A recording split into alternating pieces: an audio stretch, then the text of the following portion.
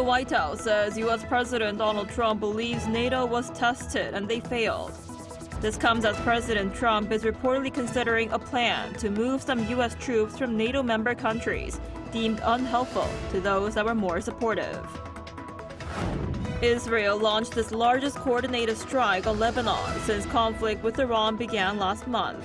Iran accused the U.S. and Israel of violating parts of a framework to end the war, while Israel said it still has more objectives to achieve and that it remains ready to resume military operations at any time.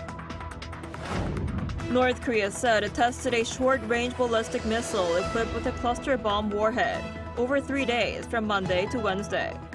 It claimed the test confirmed that the missile can devastate a large target area with extremely high intensity.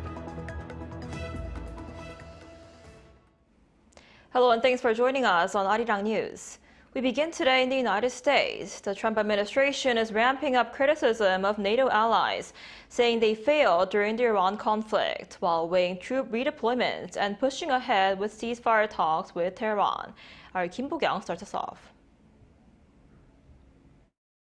The Trump administration has again expressed dissatisfaction with NATO for a passive response by members to the conflict with Iran. White House Press Secretary Karoline Leavitt said on Wednesday that President Trump believes NATO was tested and they failed. They were tested and they failed. And I would add it's quite sad that NATO turned their backs on the American people over the course of the last 6 weeks when it's the American people who have been funding their defense. Leavitt's remarks align with a Wall Street Journal report that said Trump is considering a plan to punish some members of the NATO alliance, perhaps by moving some U.S. troops from member countries deemed unhelpful to those that were more supportive. The plan, although in early stages, is believed to have gained support among senior officials in recent weeks. The Trump administration is also reportedly considering closing at least one U.S. military base in Europe, perhaps in Spain or Germany. Leavitt also announced that President Trump is dispatching a negotiating team led by the Vice President J.D. Vance, Special Envoy Steve Witkoff, and his son-in-law Jared Kushner to Islamabad for talks this weekend. The first round of those talks will take place on Saturday morning local time, and we look forward to those in-person meetings. On Israeli attacks on Lebanon following the ceasefire announcement, the U.S. Vice President said Wednesday that the U.S. did not agree to include Lebanon, despite Tehran saying otherwise. We never made that promise. We never indicated that was going to be the case. What we said is that the ceasefire would be focused on Iran, and the ceasefire would be focused on America's allies, both Israel and the Gulf Arab states. Trump, speaking to PBS News, said Lebanon is not part of the ceasefire agreement because of Hezbollah, calling it a separate skirmish that will get taken care of. Kim Bo-kyung, Arirang News. A fragile ceasefire between the United States and Iran is under pressure as Iran moves to close the Strait of Hormuz and Israel intensifies strikes in Lebanon. Israeli Prime Minister Benjamin Netanyahu warns military action could resume at any moment as rising tensions cast doubt over upcoming negotiations. Our Lee Seung-jae has more. A fragile ceasefire between the United States and Iran is showing signs of strain as tensions escalate across the Middle East. Iranian state media said Wednesday that Tehran has closed the Strait of Hormuz in response to Israel's continued military operations in Lebanon. However, both Washington and Tel Aviv maintain that the ceasefire agreement does not cover Lebanon, where Israel says it is targeting Hezbollah. On Wednesday, Israel launched its largest coordinated strike on Lebanon since fighting began last month. Lebanon's civil defense says at least 254 people were killed in the strikes, including 91 in the capital Beirut. Residents report that some attacks came without prior evacuation warnings. We are living in a nightmare, so I'm afraid today to sleep. So maybe it will happen this the second time. Who's gonna, I don't know. What? I will pray and then sleep. That's it. Meanwhile, Iranian officials accused the United States of violating key provisions of a 10-point proposal meant to guide upcoming negotiations. Tehran claims the first breach involves failure to uphold ceasefire conditions related to Lebanon. The second, it says, was a U.S. drone entering Iranian airspace, which was later shot down in Fars province. And the third concerns what Iran calls the denial of its right to uranium enrichment, a point included in the proposed framework. Iran warns these violations are undermining trust before talks even begin. For its part, Israel says it is complying with the ceasefire with Iran, but remains ready to resume military operations at any time. Prime Minister Benjamin Netanyahu says Israel still has more objectives to achieve and warned that fighting could restart at any moment. A temporary two-week ceasefire between the United States and Iran went into effect tonight in full coordination with Israel. No, they did not surprise us at the last minute. Now I want to emphasize this is not the end of the campaign. This is a stop on the way to achieving all our goals. He also stated that Iran's enriched uranium would be removed either through an agreement or by force. Lee Seung-jae, Arirang News. The South Korean government is set to announce the third round of price cap measures on fuel at 7 p.m. on Thursday. According to Finance Minister Koo Yoon-chul, the new price cap will take effect from midnight. He went on to say that the government will make every effort to ease the financial burden on people by improving distribution structures for essential goods, while establishing a fair market order and addressing difficulties faced by businesses. South Korea imposed a cap on domestic fuel prices in mid-March to combat a spike in energy costs stemming from the conflict in the Middle East. And also on the local front, as fuel costs continue to rise, President Lee Jae-myung on Wednesday visited a local logistics hub and met truck drivers to hear about some of the problems they have been facing. Our top office correspondent Yoon Jung-min reports. Appearing in a yellow civil defense uniform, the president went out into the field on Wednesday to tour a local freight terminal located just south of the capital. As fuel costs continue to rise, President Lee Jae-myung met truck drivers and logistics companies. 중동 전쟁 때문에 유가 상승폭이 크고 그것 때문에 특히 수송업계, 화물 수송업계에 어려움이 많은 것 같습니다. 다들 어려우시죠? The meeting was organized to hear about the hardships of businesses affected by the closure of the Strait of Hormuz, a crucial waterway for global oil supply. The government's decision to expand fuel-linked subsidies have been a great help, but the amount of support is capped. If the price exceeds the ceiling, like 2,001 per liter, we have to bear the rest of the costs. Revisions are in the works at the National Assembly to expand the scope of support, and Lee hopes for its swift approval. Also discussed was switching to electric vehicles in the long term.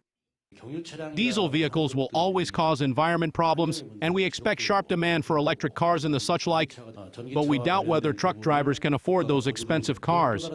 The government needs to review relevant subsidies. 경유 휘발유 뭐 이런 거보다는 이제 전기로 전체적으로 전환을 해야 되긴 한데, 하여튼 그 문제는 저희도 좀 속도를 좀 내려고 하고 있어요. Other than a fuel price cap, the authorities plan to exempt certain highway toll fees at night and temporarily allow certain truck drivers to delay their debt repayments. Yoon Jung-min, Arirang News. And President Lee Jae-myung says South Korea needs to overhaul its economic structure. Chairing the first National Economic Advisory Council meeting under his administration on Thursday, he said the war in the Middle East has posed a serious threat to the economy, but has also created an opportunity for change. The meeting focused on the need to reduce South Korea's heavy dependence on fossil fuels and diversify energy supply routes away from the Middle East. The National Economic Advisory Council, established in 1999, is a presidential advisory body on economic policy.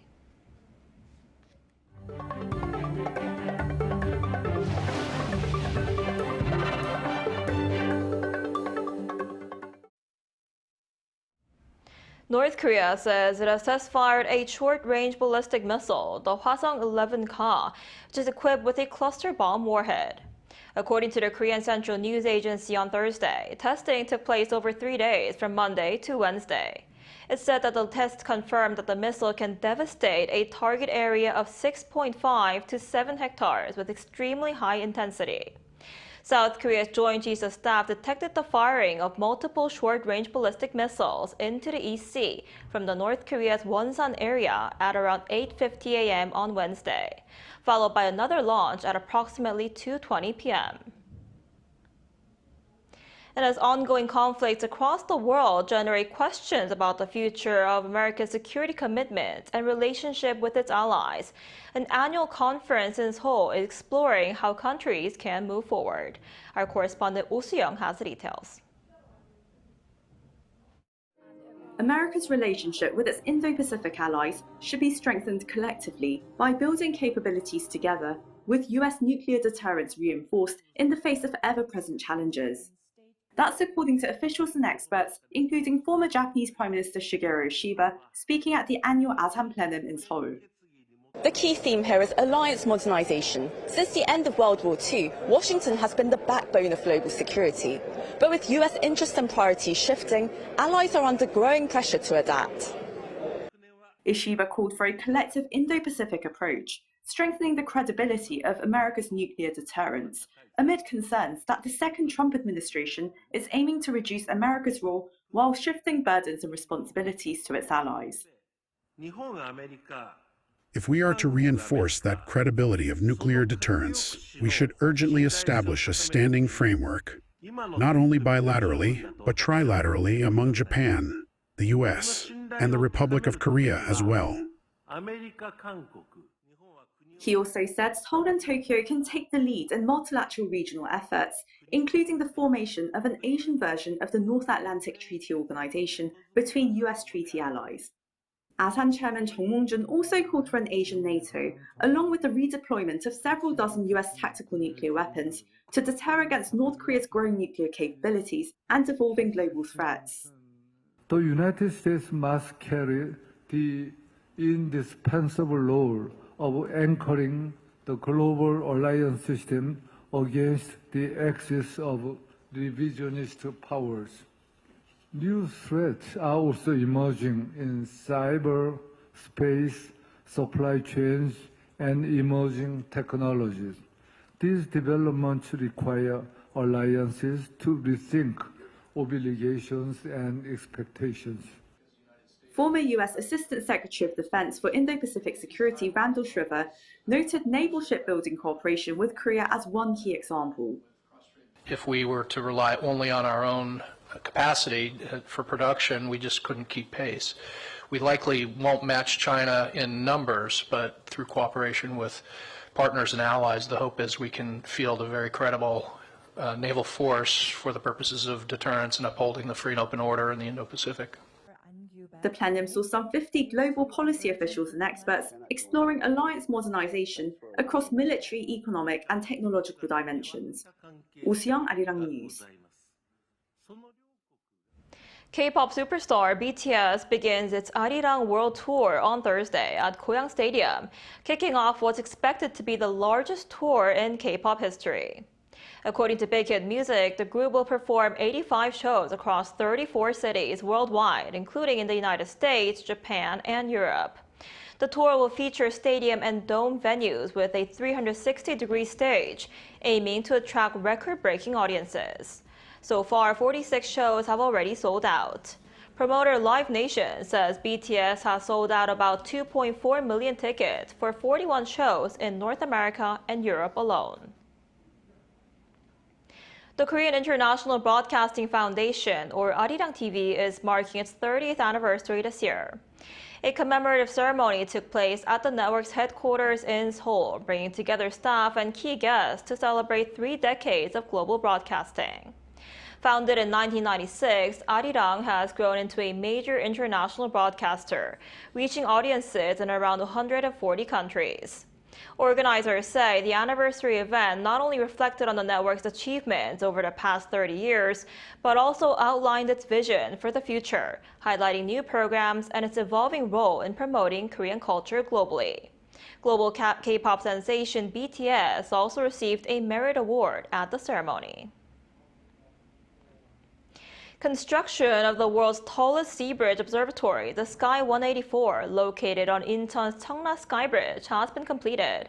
When a trial run is finished, it will be open to the public at the end of April. Our Kim Seong reports. An observatory standing 184 meters above sea level has been built on the top of the Cheongna Sky Bridge. It has been recognized by Guinness World Records as the world's tallest observatory on a sea bridge. Following the bridge's opening in January, it is now almost ready to welcome visitors. The Arch Walk is a tourist attraction where visitors wearing safety harnesses walk along the wall of the observatory at the top of the bridge tower. It offers breathtaking views of the sea and the city skyline through 360 degrees. Admission fee to the observatory is 15,000 won, and the Arch Walk costs 60,000 won.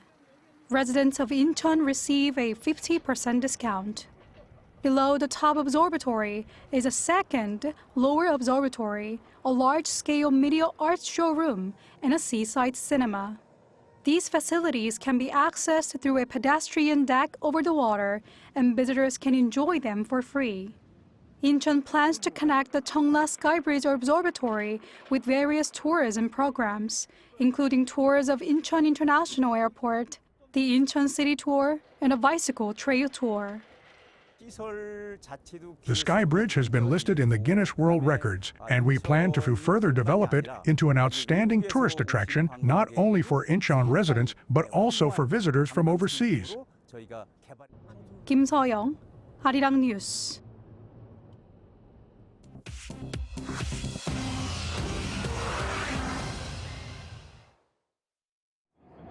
This is The World Now, bringing you everything you need to know from around the globe. Iran is reportedly demanding that shipping companies pay tolls in cryptocurrency at $1 per barrel of oil before allowing tankers to transit the Strait of Hormuz. Iran's Oil Exporters Union said each vessel must submit cargo details by email, after which authorities will assess the ship and issue a payment demand in digital currency. Vessels attempting to pass without prior approval received radio warnings on Wednesday that they would face military strikes.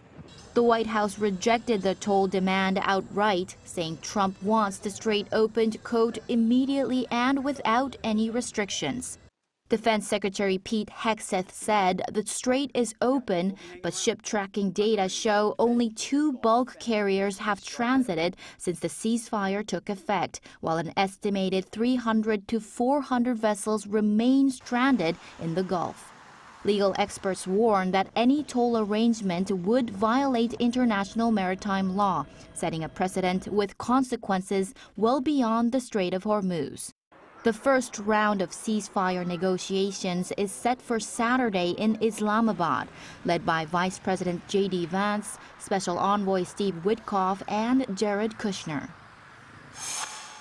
Minutes from the Fed's March meeting released on Wednesday showed most policymakers still expected to lower rates at some point this year, but flagged the Iran war's impact on inflation and labor market as key uncertainties. Some officials said they needed to stay open to rate hikes if inflation remained elevated. Oil prices remain roughly 30% above pre-war levels, despite a sharp drop following the ceasefire. Interest rate futures on Wednesday put the odds of a Fed rate cut by year-end at roughly 1 in 4. That's a significant shift from before the ceasefire, when traders had begun pricing in the possibility of a hike. San Francisco Fed President Mary Daly said on Wednesday that it was too early to judge how the conflict and energy costs would ultimately shape the U.S. economy, a view that captures where the Fed stands as a whole. In Rio de Janeiro's Olympic Park, a fire at the velodrome in the early hours of Wednesday gutted the ceiling of the arena before firefighters brought the blaze under control. No injuries were reported. 80 firefighters and 20 fire trucks responded to the scene. The building houses the Olympic Museum, which holds artifacts including the original Olympic torch and medals from the 2016 Rio Games. The city's mayor said both the velodrome and the museum sustained minimal damage. The velodrome previously suffered 2 separate fires in 2017. A Los Angeles federal court on Wednesday sentenced drug dealer Jasveen Sangha to 15 years in prison for her role in the 2023 death of Friends actor Matthew Perry. It is the longest sentence handed down so far in the case. Sangha pleaded guilty to 5 felony drug counts, including distributing the ketamine that ultimately killed Perry at his Los Angeles home at age 54. The court found that the so-called ketamine queen had continued selling illegal drugs for 6 months after Perry's death, a factor the judge cited in rejecting leniency arguments from the defense. Chu Ji-han, Arirang News.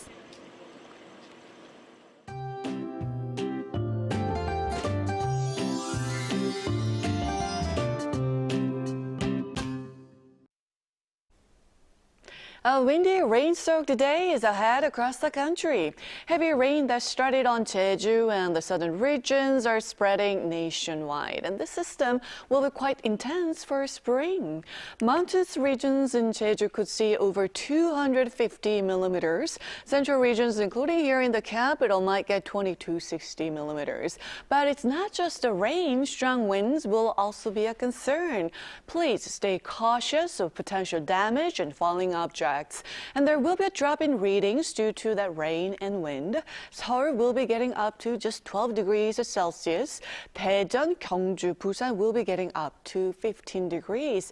Jeju makes it to 20 degrees with a strong wind advisory issued as well. Then rain will ease by Friday afternoon, followed by a return to warmer spring conditions over the weekend. However, another rain system is expected to affect southern regions early next week. That's all we have for today's noon edition of Arirang News. Thank you for watching. We'll be back at 5 p.m. Korea time. Stay tuned.